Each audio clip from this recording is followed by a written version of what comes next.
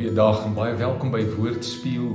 Ek is so bly jy is saam met my vandag ook besig om net 'n stukkie woord in te neem. Of jy dit nou vroeg in die oggend doen of dalk laat in die aand voordat jy gaan slaap, net 'n stuk uit die woord uit in te neem en vir die Heilige Gees te vra, hoe is hierdie op my van toepassing?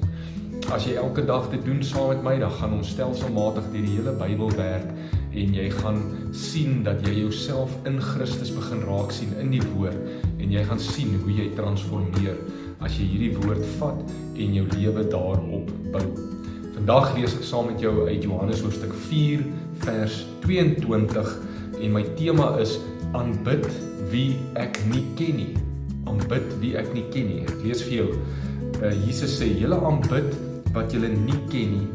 Ons aanbid wat ons ken, want die verlossing is uit die geleedere van die Jode. Jesus wat natuurlik hierso praat met 'n Samaritaanse vrou daar by die put van Jakob en sy stry met Jesus oor waar die regte plek is om nou juist te aanbid. Is dit in Jerusalem by die tempel of is dit in Samaria op hierdie spesifieke berg waar hulle God aanbid het?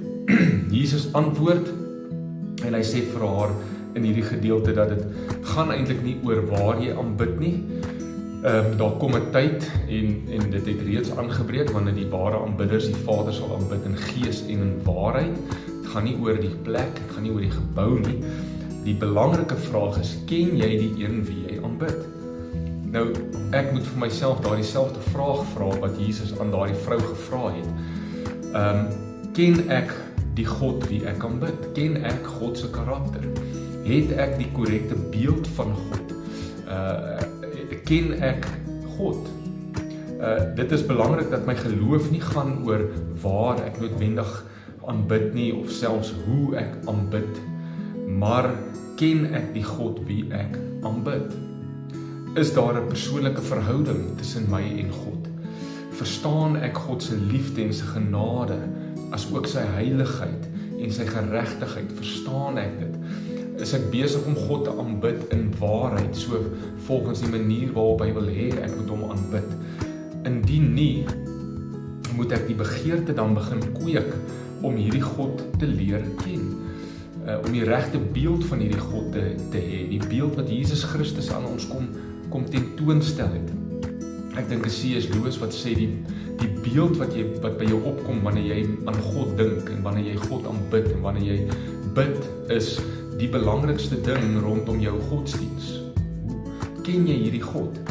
Dalk moet ek bietjie minder fokus op waar ek aanbid of wat se denominasie en so voort en oor leerstellings en begin fokus op die God wie ek aanbid, sodat ek ook kan sê dan ek ken die God wie ek aanbid en ek aanbid hom in gees en in waarheid. Kom ons bid saam. Jesus, ek wil U ken. Ek wil die Vader ken deur U, Here Jesus, soos wat U die Vader aan my openbaar. Heilige Gees, U is welkom in my lewe om Jesus aan my bekend te stel en die Vader se hart aan my bekend te stel. Ek wil U ken van aangesig tot aangesig. Mag my aanbidding nie gaan oor plek of styl nie, maar oor intimiteit met U. Amen. Mag jy 'n wonderlike dag hê. Deel hierdie video vandag met iemand en kom weer môre en kyk saam en wees deel van hierdie reis. Die Here seën jou.